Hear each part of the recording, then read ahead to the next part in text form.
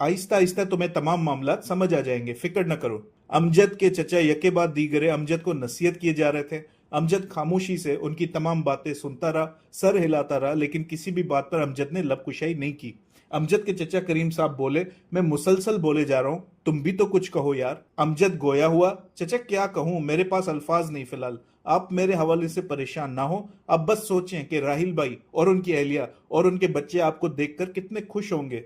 करीम साहब के चेहरे पर मुस्कुराहट नुमाया होने लगी। बोले, हाँ ये बात तो है, और अब मैं आराम करना चाहता हूँ। अपनी औलाद और उसकी औलाद के साथ ये वक्त गुजारने का बहुत मजा आएगा। अमजद बोला, बिल्कुल। बिल आखिर गाड़ी अपने मंजिल को पहुंच गई। करीम साहब ने अमजद को उसके घर छोड़ दिया और अपने घर रवाना हो गए। अमजद जैसे ही घर दाखिल हुआ, उसे मालूम हो गया कि सकीना की कोई सहेली आई है। सकीना के कमरे से दोनों सहेलियों के हंसने की आवाज आ रही थी, लिहाजा वो अपनी लाइब्रेरी चला गया और मुत्ताले में मुसरूफ हो गया। सकीना का कमरा और लाइब्रेरी दोनों आमने सामने हैं, लिहाजा जैसे ही लाइब्रेरी के दरवाजे के खुलने और बंद होने की आवाज उसके कानों को पहुंची, वो जान गई कि अमजद घर पहुंचा है। उसने फरिया से कहा, भाईजान आ गए हैं। फरिया बोली, मुझे अब चलना चाहिए, वैसे भी बहुत देर हो गई है। सकीना बोली, थोड़ी देर रुक जाओ प्लीज। फरिया ने कहा, मेरी जान कल वैसे भी मिलेंगे यूनिवर्सिटी में, मैं फिलहाल चलती हूँ, अल्लाह हाफिज। सकीना बोली, अल्लाह हाफिज, अपना ख्याल रखना।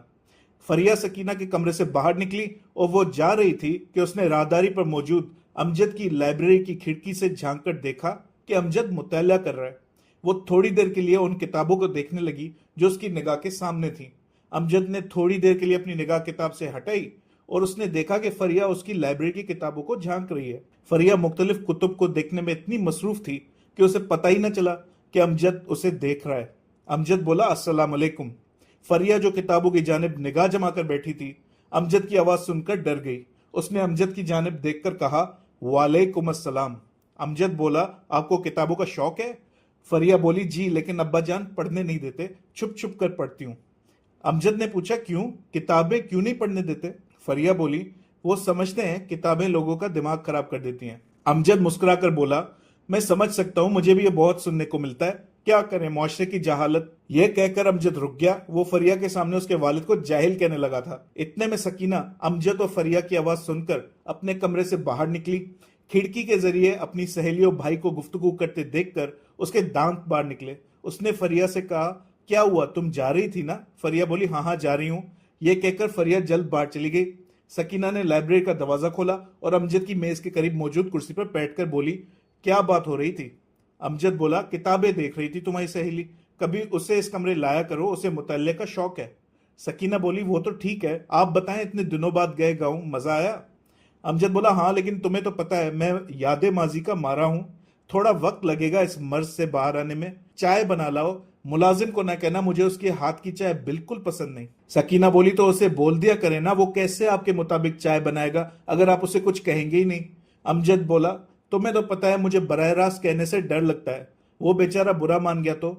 सकीना ने सर पर हाथ रखते हुए कहा, मुझे तो हमारे मुलाजिम की जिंदगी पर रश्क आता है, लोग अपने साहब से डरते हैं, और आप हैं कि साहब होते हुए एक नौकर के एहसासात के बारे में सोच रहे हैं। आपको पता है ना कि आप उसे तनख्वाह देते हैं, तो समझाने में क्या जाता है? अमजद बोला, तुम्हें पता तो है मैं नहीं कह सकता, और मुलाजिम के एहसासात हों या किसी और के, मैं सिवाय गलत लोगों के हर किसी के एहसासात को बराबर मानता हूं और उनके एहसासात को ठेस ना पहुंचे इसलिए ध्यान रखता हूं। सकीना बोली, जी, सिवाय अपनी बहन के एहसासात के। अमजद मुस्कुराकर बोला, हाँ भाई, मैं तुम्हारे एहसासात की बिल्कुल परवाह नहीं करता, बिल्कुल ठीक कहती हो।